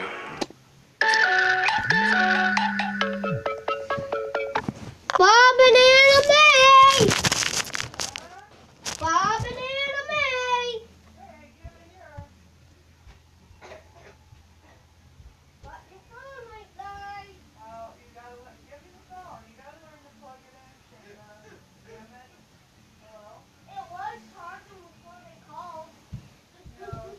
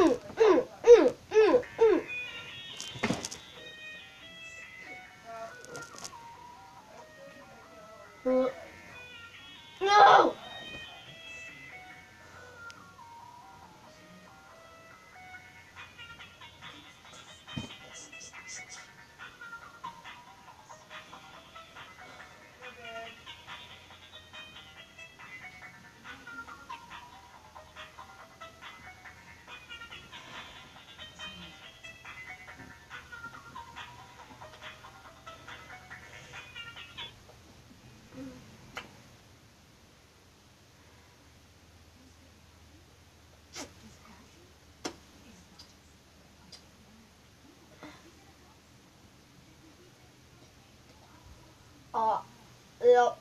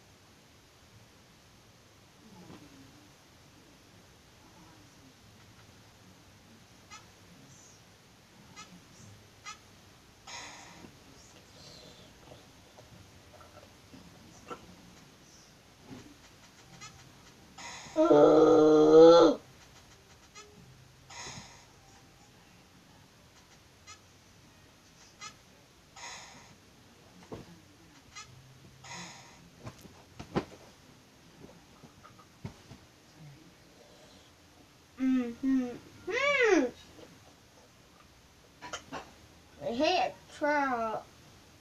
Oh, come on! That isn't even funny.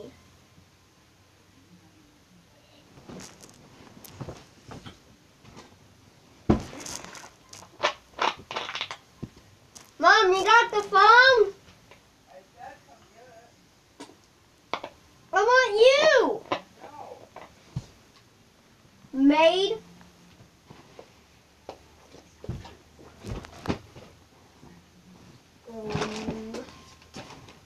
Whoa. Hey, Mama. I need to ask you a question. What's the meaning of life, the universe, and everything? 42. 42. I'm sorry about what I said earlier. Well, When I said I wish I was dead and there's no God. There is a God. And I'm sorry, God, for saying that. you get that phone. He's the worst one on the planet.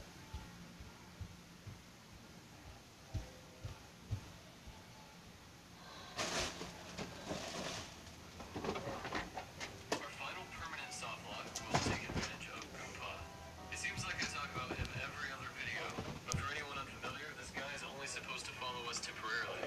His grandson Goombario ends up joining Mario's cause, but if you skip that whole scene using a series of frame-perfect inputs, Goomba is stuck by our side. Eventually, he does get replaced when we obtain other partners. Despite this, he remains unlocked and only is selectable during battles, solely due to skipping Goombario. For the sake of this video, Goomba can remain in hiding until Chapter 6 is complete, in which case we will need to enter a fight to make him our active follower. Upon entering Mayor Penguin's house in Chapter 7, Mario is accused of murdering him, and the local residents restrict anyone from leaving until the true culprit is found. At this point, we are required to use Sushi to swim underwater and retrieve a warehouse key to find a suspect. The problem is, with Goomba, attempting to switch partners will crash the game, turning the screen into something like this. Hit the nearby save block, and it won't be too long before an unsuspecting player realizes they are stuck in Shiver City. Selling the game at this point would greet the buyer with possibly the strangest files without hacking. Hope you guys enjoyed the video, and as always, thank you for watching.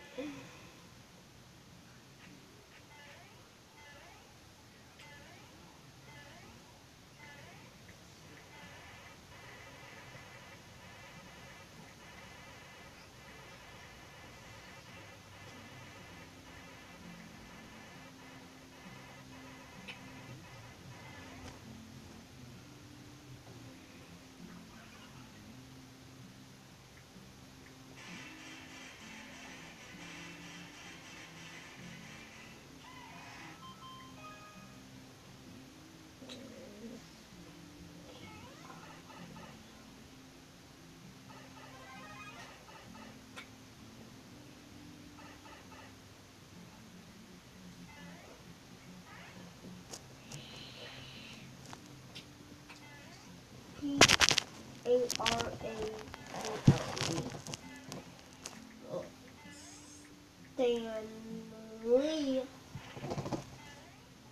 Parker.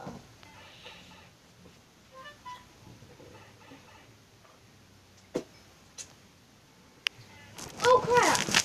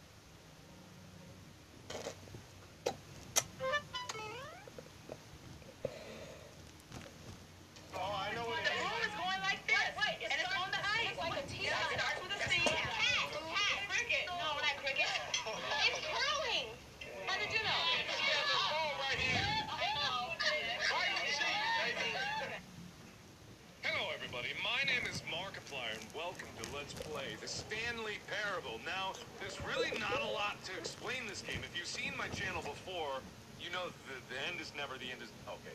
If you've seen my channel This before... is the story of a man named Stanley. Stanley worked for a company in a big building where he was employee number 427. Employee number 427's job was simple. He sat at his desk in room 427 and he pushed buttons on the keyboard. Orders came to him through a monitor at his desk, telling him what buttons to push, how long to push them, and in what order. This is what employee 427 did every day of every month of every year. And although others might have considered it soul-winning, Stanley relished every moment that the orders came in, as though he had been made exactly for this job. And Stanley was happy. And then one day, something very peculiar happened. Something that would forever change Stanley. Something he would never quite forget. He had been at his desk for nearly an hour when he realized that not one single order had arrived on the monitor for him to follow. No one had showed up to give him instructions, call a meeting, or even say hi. Never in all his years at the company had this happened. This complete isolation. Something was very clearly wrong. Shocked, frozen solid, Stanley found himself unable to move for the longest time.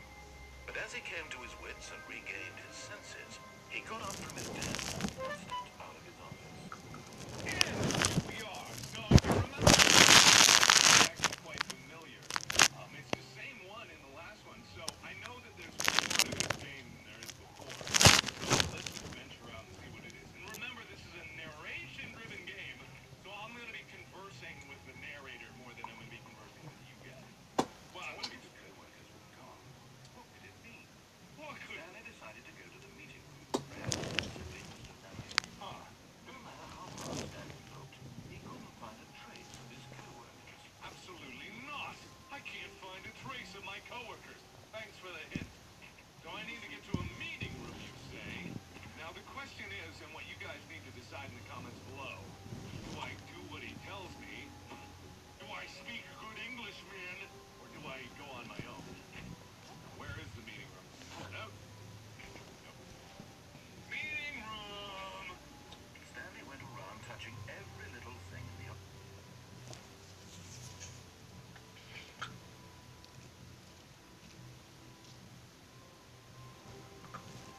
All of his co-workers were gone. What could it mean? Stanley decided to go to the meeting room. Perhaps he had simply missed a memo.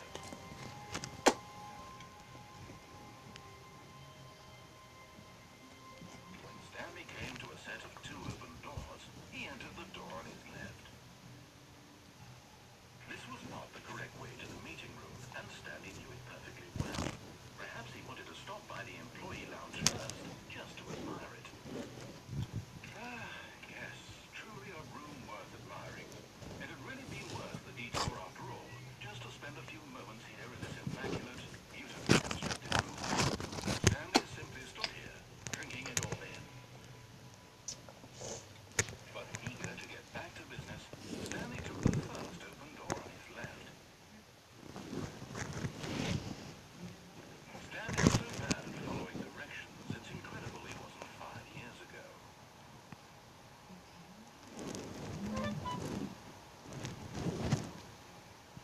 Look, Stanley, I think perhaps we've gotten off on the wrong foot here. You really are normal. I realize that investing your trust in someone else is difficult, but the fact is, the story has been about nothing but you all this time. There's someone you've been neglecting, someone you've forgotten about. Please, stop trying to make every decision by yourself. Now, I'm not asking for me, I'm asking for her. This is it, Stanley. Your chance to redeem yourself. To put your work Calling from the aside. kids and you want to go on Cocoa Puffs? Yes!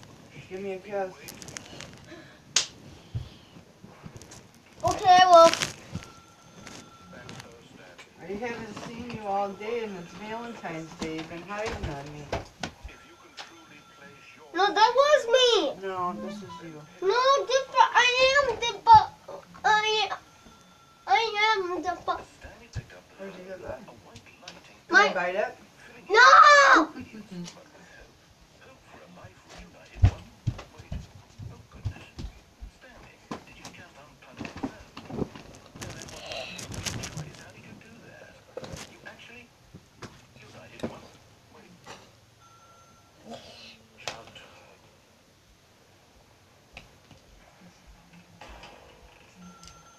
That's her, Stanley. You need to be the one to do this, to reach out to her. If you can truly place your faith in another, then pick up the phone. As Stanley picked up the phone, a white light engulfed him, filling him not just with radiance, but with hope. Hope for a life reunited one... Wait. Oh, goodness. Stanley, did you just unplug the phone? No, that wasn't supposed to be a choice. How did you do that? You actually chose incorrectly. I didn't even know that was possible. Let me double check. No, it's definitely here, clear as day. Stanley picks up the phone. He's taken to his apartment where he finds his wife, and the two pledge themselves to one another. Music comes in, fade to white, roll credits. Not picking up the phone is actually somehow an incorrect course of action. How is that even possible? None of these decisions were supposed to mean anything. I don't understand. How on earth are you making meaningful choices? What did you... Wait a second. Did I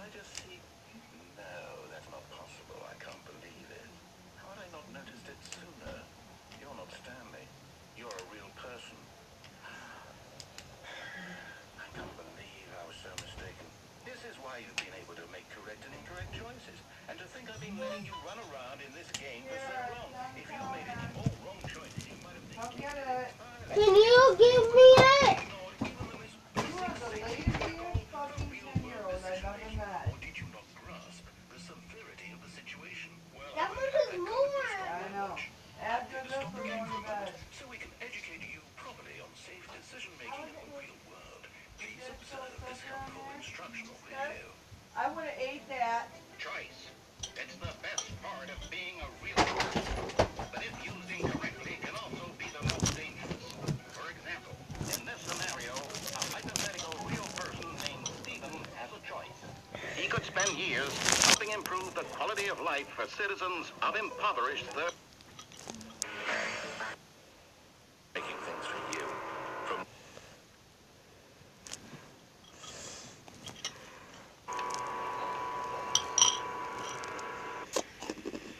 what could it mean?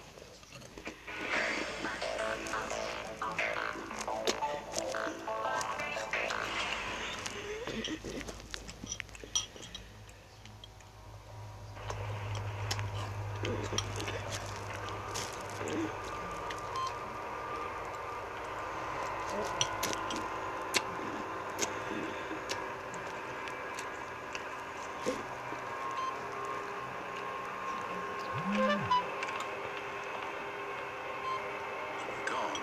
What could it mean? Stanley decided to go to the meeting room. Perhaps he had simply missed a memo. No matter how hard Stanley looked, he couldn't find a trace of his co-workers.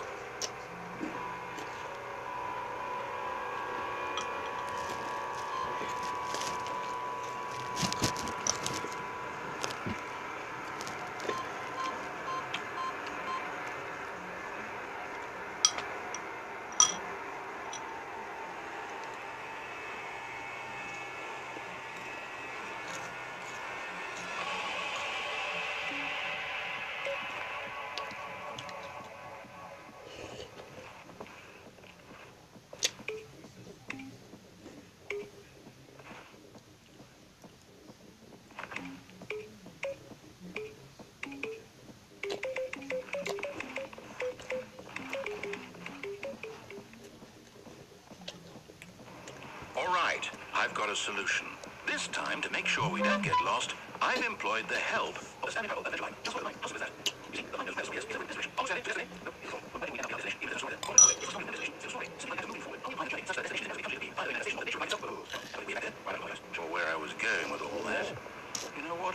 I think what we need right now is a bit of music to lighten the mood.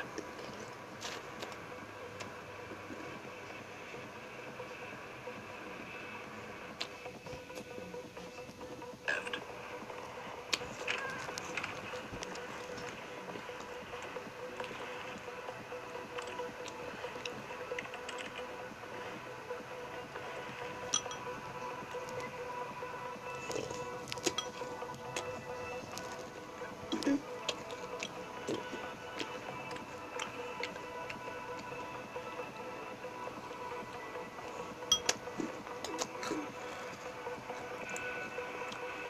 A soft wind blew outside and perhaps rain started, and if it did, it stopped shortly after. Stanley hoped that he would one day see weather.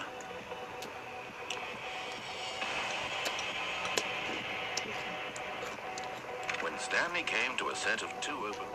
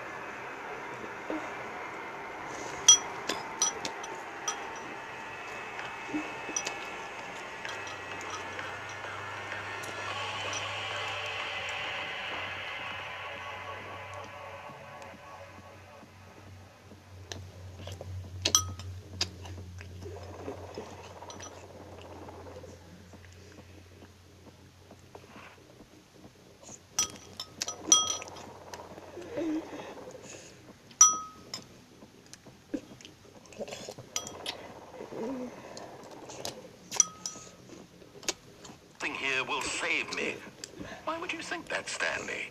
That this video game can be beaten? Won? Solved? Do you have any idea what your purpose in this place is? This is not a challenge. It's a tragedy. You wanted to control this world, that's fine. I was in the middle of something. Do you have zero consideration for others? Are you that convinced that I want something bad to happen to you? Why, I don't know how to convince you of this, but I really do want to help you, to show you something beautiful. Look, let me prove it. Let me prove that I'm on your side. Give me a chance.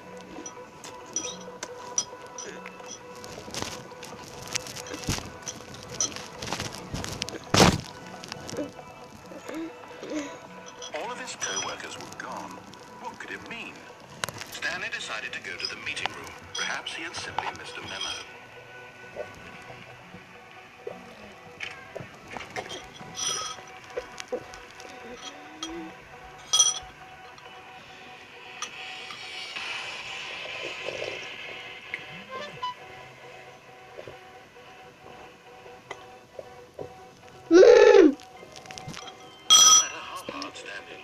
He couldn't find a trace of his co-workers.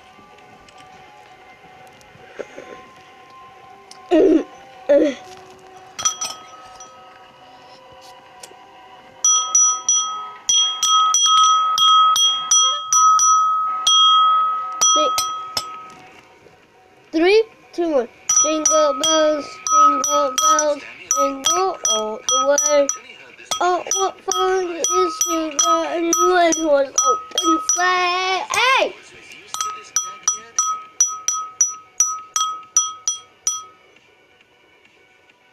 No.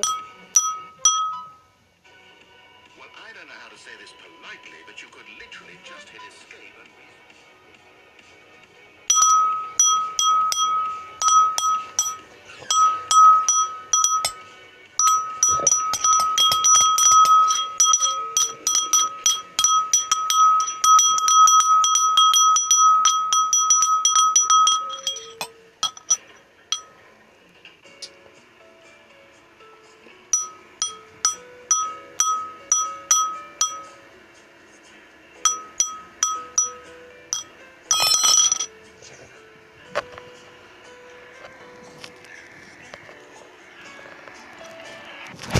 Hey, Mother!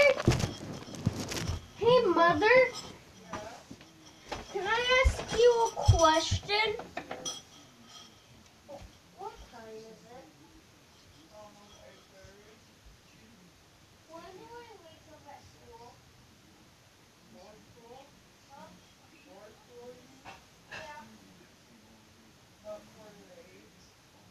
Why are you watching Cartoon News Why? I said why. Yeah, I haven't seen the whole thing. No, you haven't. Because they made a season whatever. What season were you on? Well, they made a season 2. Yeah, they did.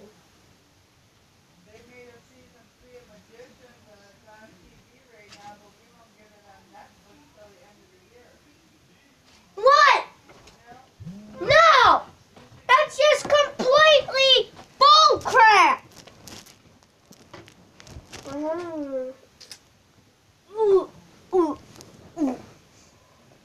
What?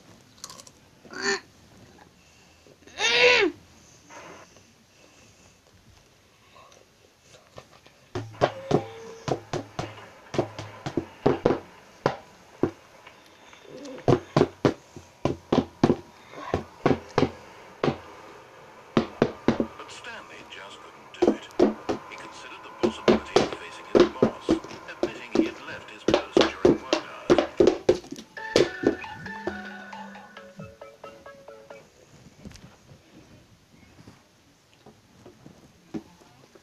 Yellow. Why? Mama! And Sarah said hi! I told you Sarah. And Sarah.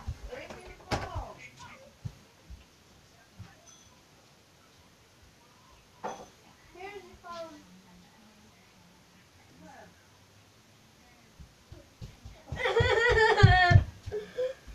You son of a witch! Leave me alone! Leave a Mason Bulletin alone!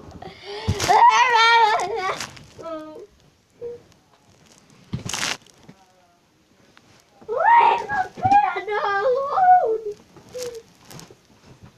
Leave me alone!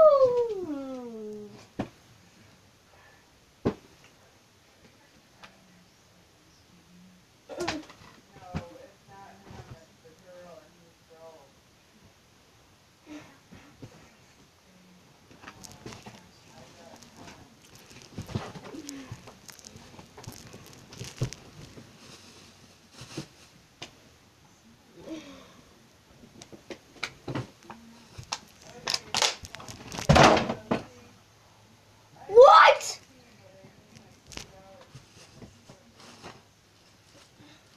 A candy necklace. But where's my other phone? Where's my other phony? It's a great big phony.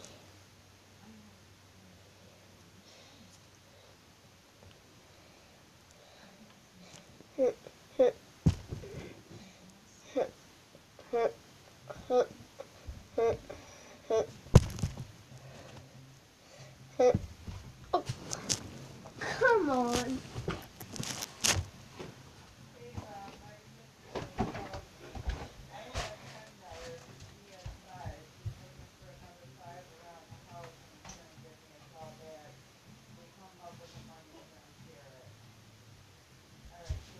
He goes for the kick. He goes for the kick. Will he make it? Go! That means he made it. Oh, come on. It broke. Mama, my earrings are broken. Dog plus play. I can't find the stuff. Oh, I did. I'm sorry for what I said. Then give me the phone. I can't. I'm waiting for Aunt Sarah to call me back. I'll let you know if she comes back.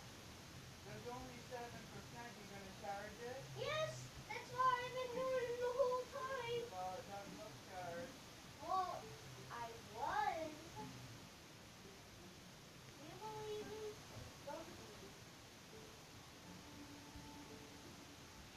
Ahem, it's a yes or no question. I made you. Hold on. I made you. Seamus, I'm reading a letter Daddy wrote. You make the cake? Oh, it's so yummy. Mommy, that's it. I'm so... Seamus, God damn it.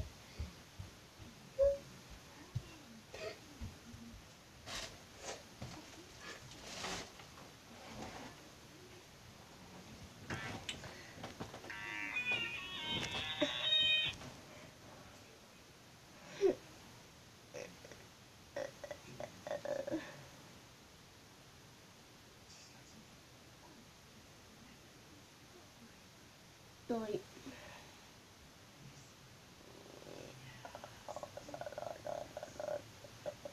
Do do do do do.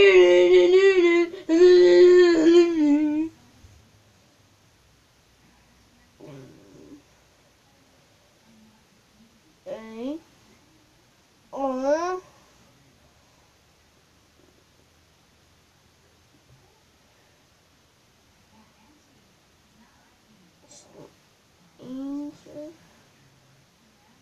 S O H. What is that? E R B.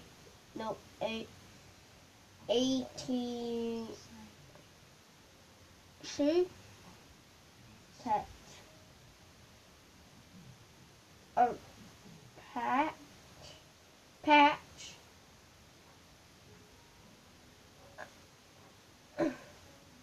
Ratch.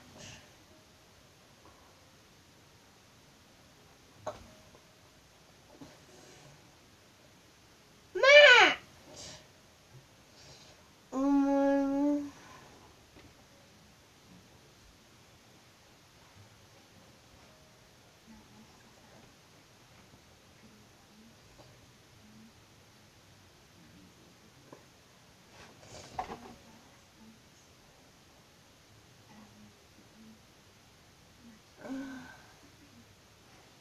No, my score. Oh, B, J,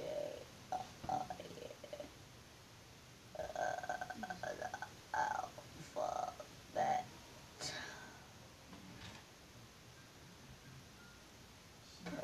Purchase.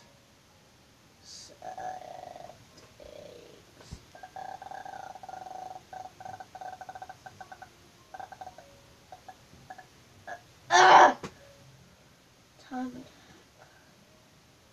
A me this will always help. This will always peach.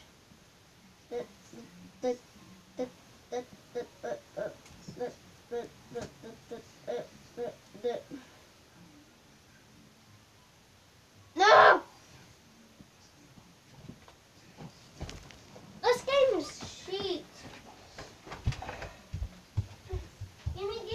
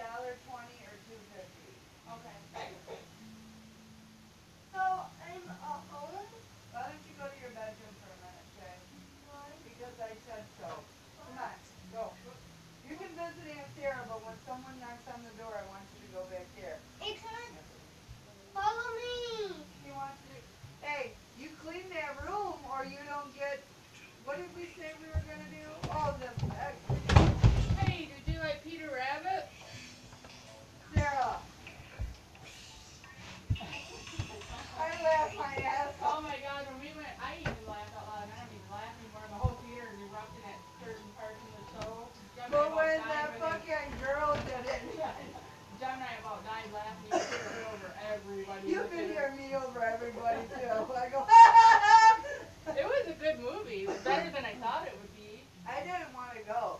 I wanted to go see the Black Panther, but it comes out tomorrow. Oh. It ended up being okay because I was like, because the Peter Rabbit books, while they're cute, they're not exciting. Okay. My butt is glued to the ground. Help me. You stay in here. Your room looks like my room. You know why my room looks like this? Because all the girls' toys are in my room. I'm sorting through them to get rid of some. Oh, this is one of Mom's. Looks like it's out of your room. My room's not quite like this, but I got the girls' You're on YouTube! No way, Jose.